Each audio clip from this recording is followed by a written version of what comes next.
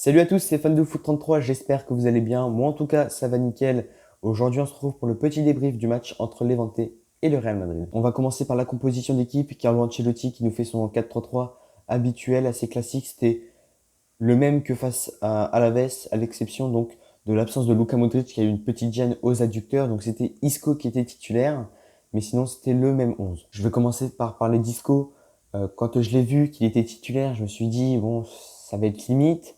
Je pensais que ça serait Alaba justement qui serait titulaire en milieu de terrain et du coup Miguel Gutiérrez en latéral gauche. Mais Carlo Ancelotti a préféré faire confiance justement à Isco. Et je me suis dit, bon, Isco, du coup, est-ce que ça va être, est-ce qu'il va être prêt? Est-ce qu'il va vouloir jouer au foot pour une fois? Et bah, franchement, j'ai pas été déçu du match d'Isco. C'était très intéressant. Il t'a provoqué des coups francs, il t'a dribblé des joueurs, il t'a fait des bonnes passes, il a récupéré quand même beaucoup de ballons. Et justement, il a créé du jeu. C'est ça qu'on attendait d'Isco depuis le retour de Zidane. C'est qu'il crée du jeu. Et justement, c'est le premier match où il crée du jeu, qui permet à l'équipe d'avancer dans le match et de créer des actions. C'était vachement intéressant de voir Isco titulaire. Il a créé du jeu, il a fluidifié le milieu de terrain et j'ai trouvé vraiment Isco très très bon hier soir. Hazard et Bale, c'était assez brouillon. Alors Hazard, ça s'explique surtout parce que il revient quand même de beaucoup de blessures, que sous l'ordre de Zidane, il jouait vraiment 30 minutes quand il était là. Et sinon, il joue pas. Donc c'est un peu compliqué. Il faut qu'il se remette en rythme, Hazard. Donc justement, j'étais un peu déçu de son match. J'étais aussi déçu du match de Gareth Bale. Alors oui, il a marqué, mais voilà. En fait, Bale, son match, c'est un peu à l'image de l'équipe. C'est-à-dire qu'il a fait une bonne première mi-temps, assez intéressante. Mais dès qu'on est arrivé dans la seconde période, il s'est relâché. Et ça, c'est pas que Gareth Bale, c'est vraiment toute l'équipe. C'est-à-dire qu'en première mi-temps, on joue très bien. On mène un 0 très tôt. On a la possibilité plusieurs fois de mettre le deuxième but et de faire le break. On n'y arrive pas. On retourne au vestiaire. On revient pour commencer la seconde période. On se fait piéger directement sur un but assez brouillon, j'ai envie de dire, de la défense. C'est surtout une erreur de la défense. Militao, Nacho, Casemiro qui se marchent dessus. La balle qui arrive à passer, on comprend pas. Le joueur qui passe, il frappe. Courtois qui arrive quand même à la toucher, à l'érafler, mais ça ralentit la balle. Et Vasquez, est-ce que Vasquez voilà, aurait pu courir pour essayer de dégager le ballon? Je ne sais pas. Est-ce qu'il était un peu loin aussi? Donc on se prend une égalisation voilà, assez rapidement dans le début de cette seconde période. Et puis là, on se relâche. Puis Levante qui met un deuxième but. Et là, Ancelotti, il a fait je suis pas content. Je suis pas content. Il a pris Hazard, Bale et Isco. Il a fait vous sortez. Alors Bale, Hazard, c'est compréhensible. Isco, j'ai pas compris. Mais il a dit Isco, tu dégages, tu rentres sur le banc. Il fait rentrer donc Vinicius, Rodrigo et Asensio en milieu de terrain. Il avait dit qu'il voudrait tester Asensio en milieu de terrain. Et donc là, il a réagi. Et c'est ça que j'ai aimé dans le coaching de Carlo Ancelotti, c'est qu'il réagit très tôt. C'est pas comme Zidane où, après, j'ai pas envie de critiquer Zidane et je pense qu'on est tous d'accord, en tout cas les fans du Real Madrid, pour dire que Zidane, quand il se faisait mener 2-1, il réagissait pas. Il faisait aucun changement, il attendait vraiment la 75e même, la 80e pour faire des changements. Mais voilà, Ancelotti, il voit qu'on est en difficulté, il voit qu'on perd 2-1, il fait rentrer du sang frais, il fait rentrer des Vinicius, des Rodrigo et un Marco Asensio. Et là, je vais parler quand même pour moi de l'homme du match, Vinicius Junior. Mais Vinicius Junior, vraiment, ça a été un monstre. Avec de la finition, il est plus fort que Mbappé.